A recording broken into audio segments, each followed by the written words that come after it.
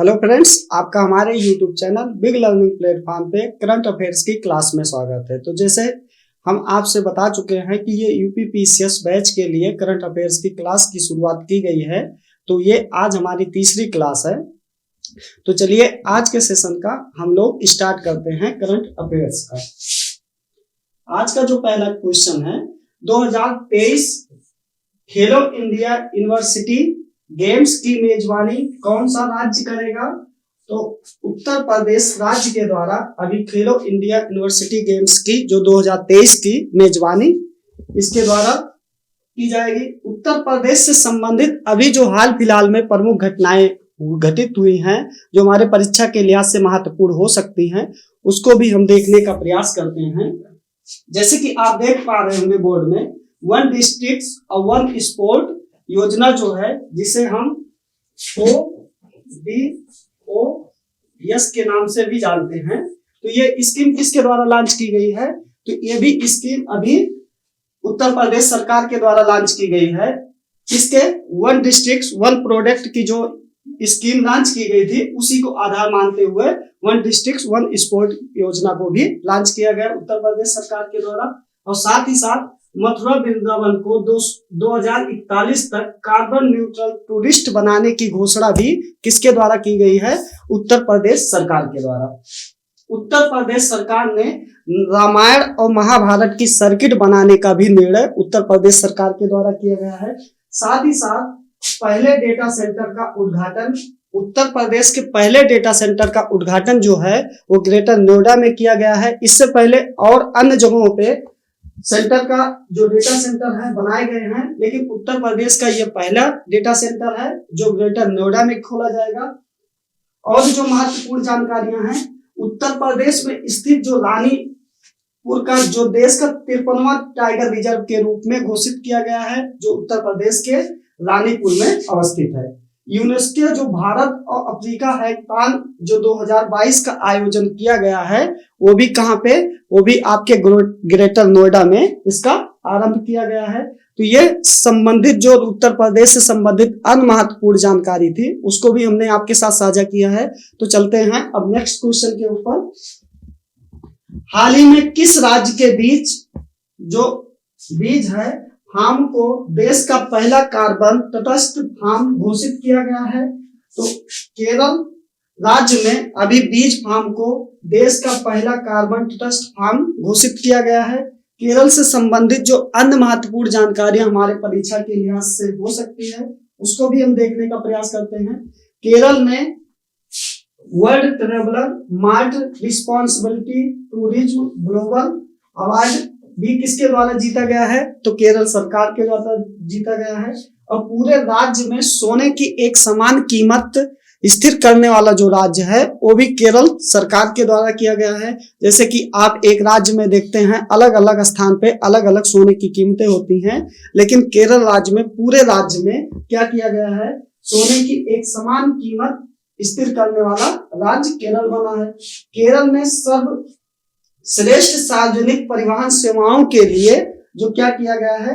केंद्र सरकार का पुरस्कार भी केरल सरकार के द्वारा अभी इसको जीता गया है।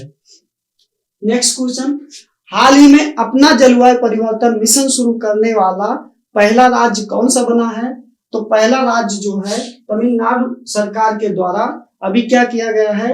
जलवायु परिवर्तन मिशन शुरू किया गया है, जो देश का ये पहला और अपना भी ये पहला होगा, जो इस तरीके से ये अपना क्या किया गया है? जलवायु परिवर्तन मिशन की शुरुआत की गई है।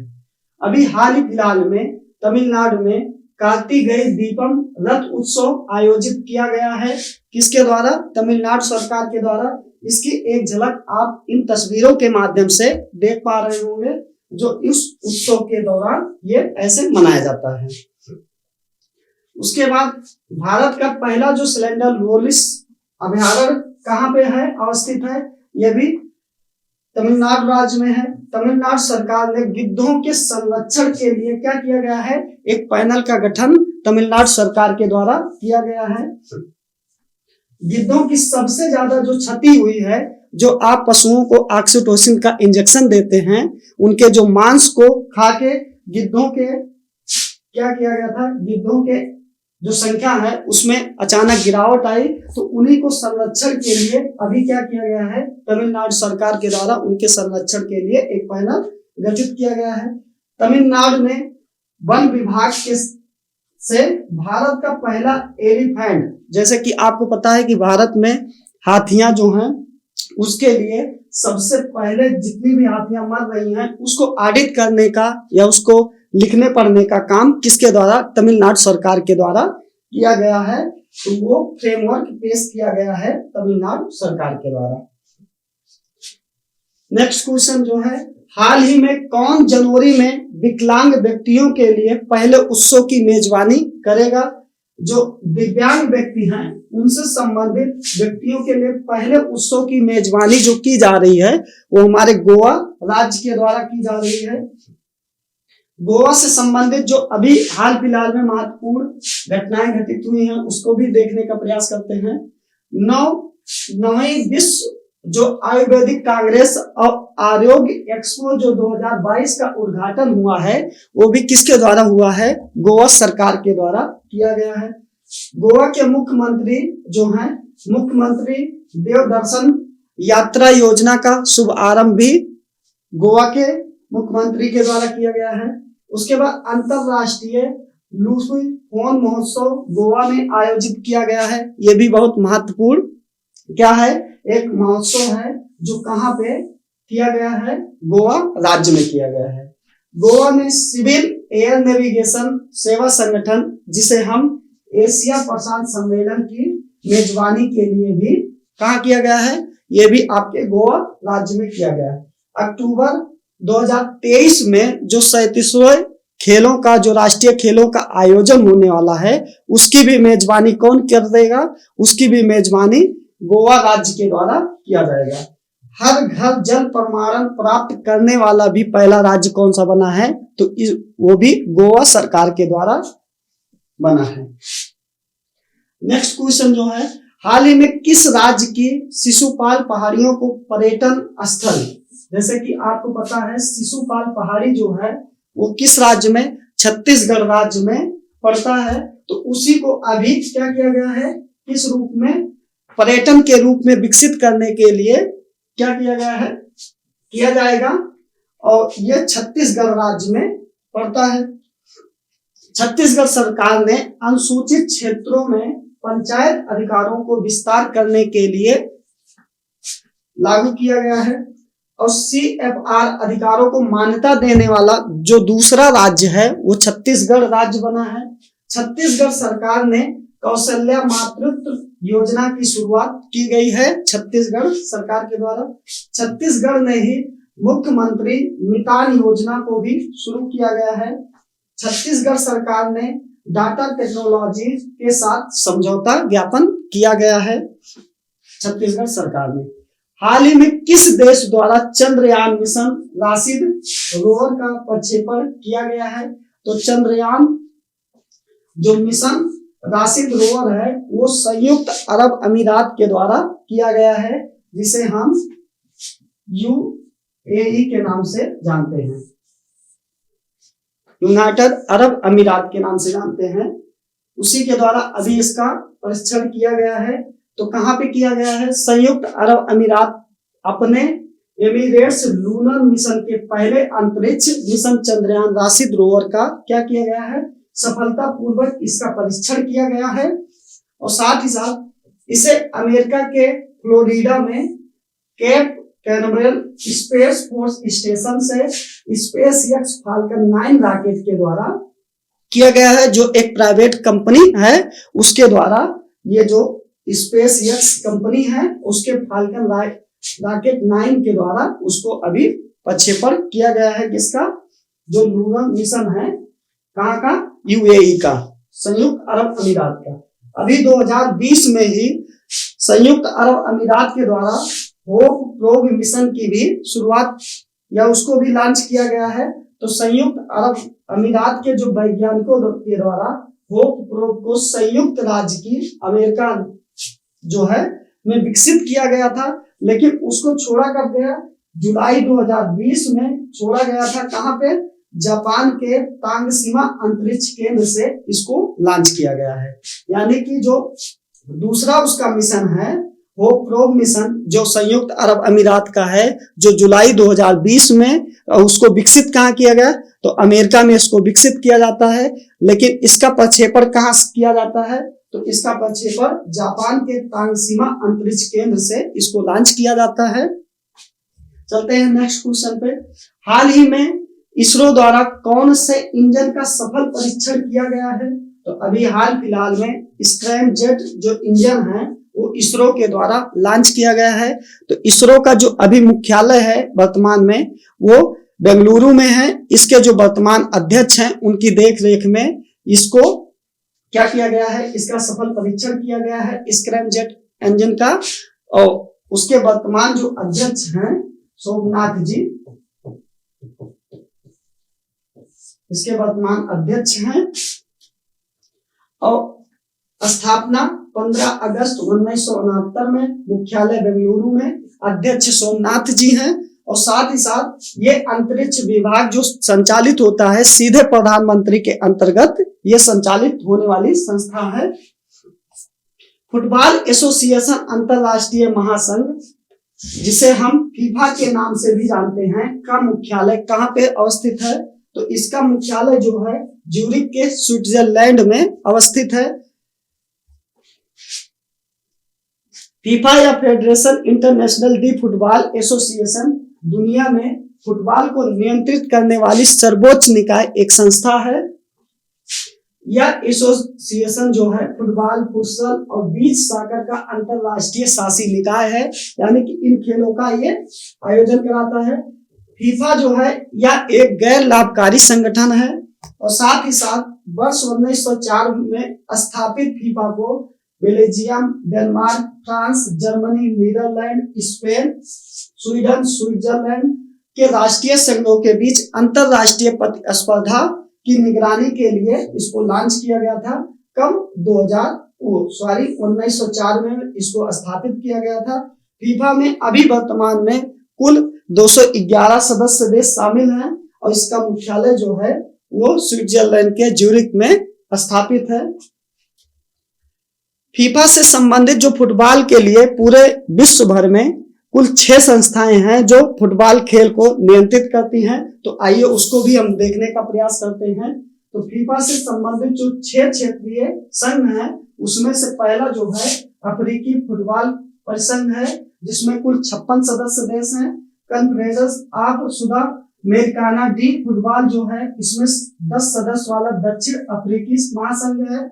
और यूरोपीय फुटबॉल संघों का जो है जिसमें 55 सदस्यों के साथ यूरोप के भी शासी निकाय हैं। और साथ ही साथ एशियाई फुटबॉल परिसंघ एशिया और ऑस्ट्रेलिया के लिए शासी निकाय है। इसकी स्थापना में भारत का भी योगदान है। और confederation of north central American and Caribbean association football में कुल 41 सदस्य हैं। ओशियाना फुटबॉल महासंघ में न्यूजीलैंड सहित कुल 14 सदस्य हैं। तो ये जो 6 क्षेत्रीय संघ हैं किससे फीफा से संबंधित हैं, ये पूरे विश्व भर में क्या करती हैं, फुटबॉल खेल को नियंत्रित करने वाली संस्थाओं में से एक हैं।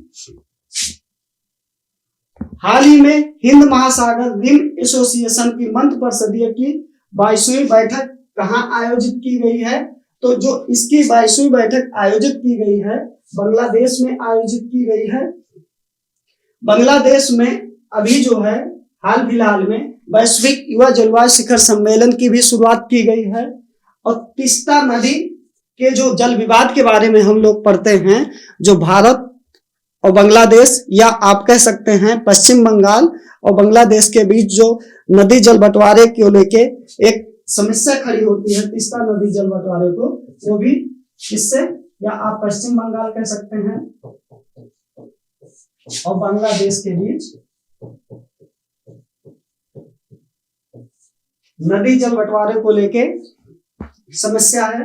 और साथ ही साथ हाल ही में जो आप कुशियारी समझौते के बारे में पढ़ते हैं वो भी किया गया है। तो ये आपके दक्षिणी जो असम राज्य है उसके दक्षिणी हिस्से में और साथ ही साथ बांग्लादेश में चिल्हट के क्षेत्र में लोगों को लाभ प्राप्त करने के लिए कुशियारी समझौता किया गया है, जो भारत और बांग्लादेश के बीच है।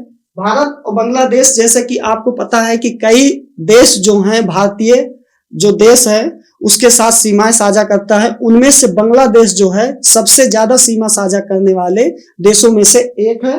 और साथ ही साथ अगरतला अखौरा जो रेल लिंक के बारे में हम लोग पढ़ते हैं, ये भी भारत और बांग्लादेश के बीच है। मैत्री पाइपलाइन परियोजना के बारे में जो हम लोग पढ़ते हैं वो भी बांग्लादेश से संबंधित है। राष्ट्रीय ऊर्जा संरक्षण दिवस कब मनाया जाता है? तो 14 दिसंबर को प्रतिवर्ष राष्ट्रीय ऊर्जा संरक्षण दिवस के रूप में हम लोग मनाते हैं।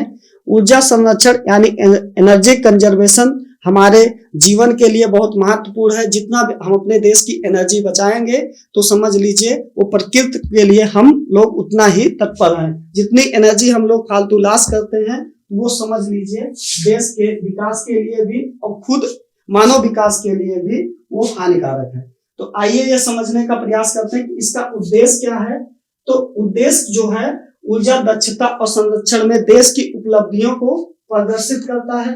भारत में ऊर्जा संरक्षण अधिनियम को 2001 में जो ऊर्जा दक्षता आयोग बनाया गया था या ब्यूरो बनाया गया था, जिसे BEE द्वारा निष्पादित किया गया था, इसी अधिनियम के तहत क्या किया गया था? एक सांविधिक निकाय है जो भारत सरकार के अधीन है।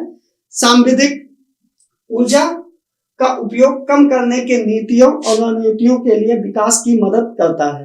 एक सांविधिक निकाय जो होते हैं या संस्थाएं कई प्रकार की होती हैं। संस्थाओं में आप देखते होंगे एक संवैधानिक संस्था होती है, एक सांविधिक संस्था होती है, एक कार्यपालिकीय संस्था होती है।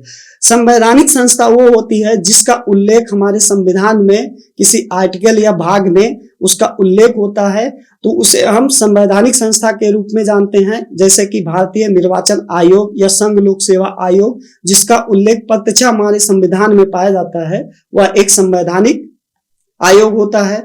और सांविधिक आयोग वो होता है जो किसी राज्य की विधान मंडल के द्वारा या संसद के द्वारा कोई भी अधिनियम पारित करके कोई भी संस्था या नियम या सांविधिक कानून बनाया जाता है, तो उसे हम सांविधिक संस्था के रूप में बोलते हैं। और कार्यपालिकीय संस्था वो होती है जो किसी राज्य के राज्यपाल के द्वारा या भारत के राष्ट्रपति के द्वारा ऐसी कोई संस्थाओं का निर्माण किया जाता है, तो उसे कार्यपालिकीय संस्थाओं के रूप में हम जानते हैं। जैसे कि भारत में जो नीति आयोग है उसको राष्ट्रपति के एक आदेश या नियम के द्वारा इसकी स्थापना की गई थी, तो यह एक कार्यपालिकीय संस्था का उदाहरण हम इसे मान सकते हैं।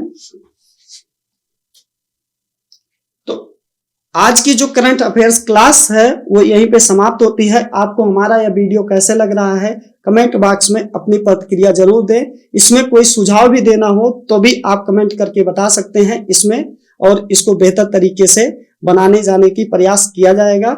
आपको यह वीडियो देखने के लिए बहुत बहुत धन्यवाद।